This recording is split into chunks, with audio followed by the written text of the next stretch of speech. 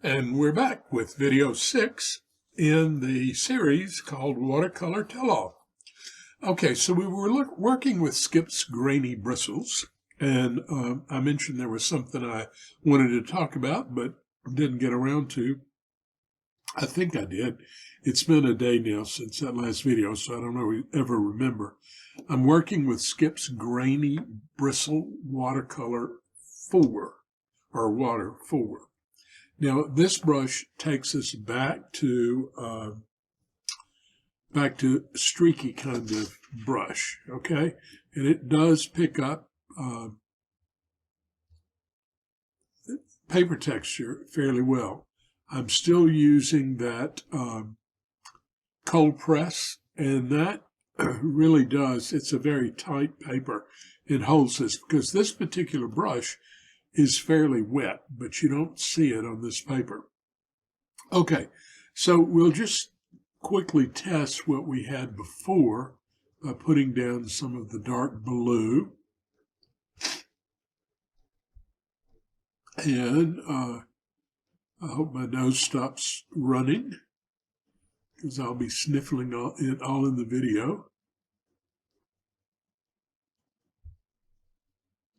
Okay, so there's the first one, and you can see that this one it blends, but not quite as well when it's got this kind of paper, okay? Now, just as a quick reminder, let's go back down to Tim's watercolor paper.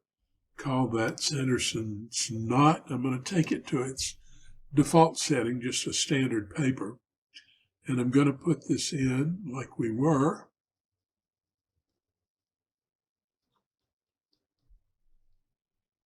Sort of heavy and light, and let go and look. See how it bleeds a lot more than it does with the other paper. So again, I can't stress that too much, that paper is essential to this process. Okay, so I'm going to switch to another color. Again, this is Skip's Grainy Bristle Water 4. And I put the orange down here. It's actually ochre and a turquoisey type color will give you a olive green. Actually, this one's kind of bright. It's probably because my blue is a little more blue than a blue-green, let's say. There, so you see what that looks like. Now, notice that you don't get quite as even of marks, but and that's because of the paper. Like I said, this brush is very wet, so it should give you more. Now, let's do the little trick where we're going to put on pause diffusion. That's up here in the top, and it pauses the diffusion until you put on multiple colors or multiple layers, and you're staying on the same layer, but multiple layers there, and applying things together, and with the idea that you're going to release the pause diffusion, and all of the colors will diffuse together. So in theory, you might get a better bleed. Okay, and that one's not real dark. Okay, and then we start here. This is the stuff I was thinking about that I didn't tell you about, unless I told you about it in the last video and I'm not remembering right. I rarely can remember what I say in these things. Of course, if I had a dialogue or something, a script, it would probably be better. All right, now that that's done, we're going to release the pause diffusion. And you see it's similar, but it's I don't know how to put it. It's like, I think you get a cleaner a cleaner painting sometimes when you do pause diffusion. But it's just another thing that we want to talk about, that pause diffusion is another trick that we have in our arsenal. Okay, so let's take that out. And we're going to go to the next skips Grainy Bristle, and that skips Grainy Bristle 6. Now 6 is back to the smooth brush. See, that's a very smooth brush. So I'm going to put down some heavy blue, or blue-green, and then I'm going to lighten it up. And I like these brushes that are a little smoother. Especially, you know, most of the time or at least a lot of the time, I'm not looking for strokes in the watercolor. I'm looking for something to just bleed down like that. Now this again is a wet brush, and notice how pretty, how jewel-like it looks when you paint with it. Let's take our gold and go over it, or ochre. And again, it's smooth. I'm going to go over kind of heavy.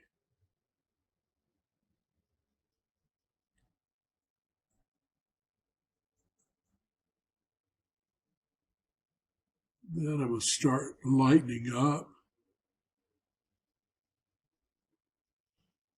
Anytime you see an orange area, though, compared to a blue, that's certainly going to be oranger than greener.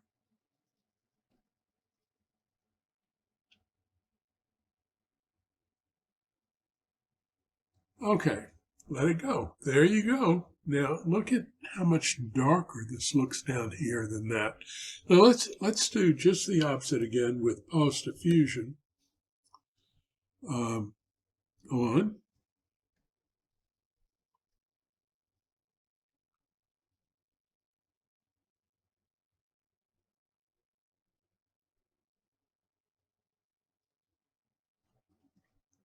Okay, and we'll go to the other color.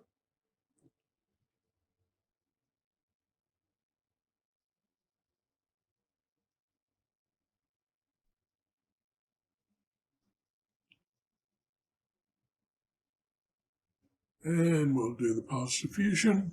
Ta-da! And again, look how this is even more jewel looking, and it's fairly wet looking as well. Okay. So that's talking about the advantage of pause diffusion. I'm not sure I talked about it before, and I wanted to be sure and get that in there. All right, so we've shown that paper makes a big difference. We've shown that whether you use pause diffusion or not can make a big difference. Well, let's just continue. We have another brush here called Wet Sumier. And any brush that has a Sumier name in it is, I think, primarily for Sumier. But this one has more to it than just that. So that's why I included it. Don't forget that, you know, Sumier, the watercolor Sumier in your regular brushes is a very good set of brushes for Sumier.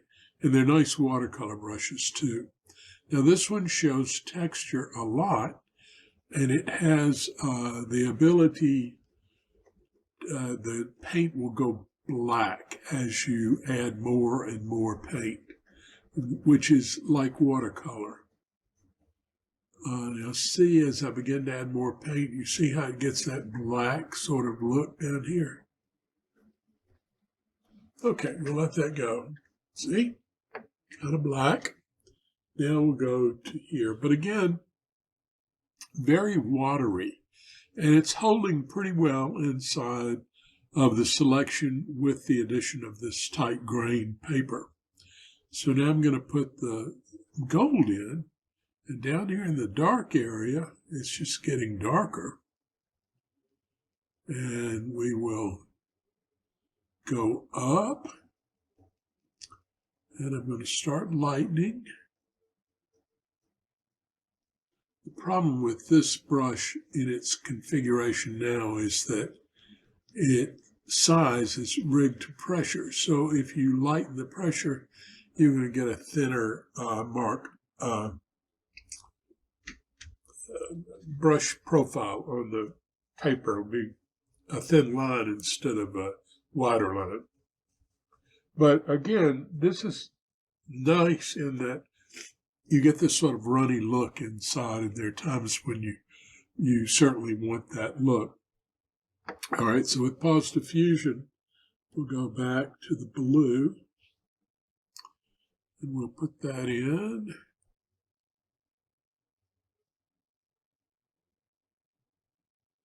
And lighter, if I can get it lighter. It's almost like this one doesn't want to paint lighter, but it will. And it definitely will paint darker as you add to it. And again, that's typical of watercolor. It goes black or very dark with the addition of extra paint every time you paint over it.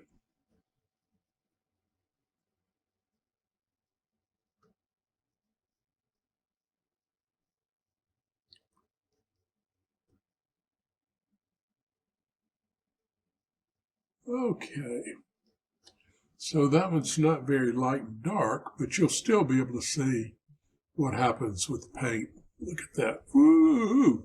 And see, that one I think, again, is blending better. But now, notice that I put the yellow on heavier than I did before.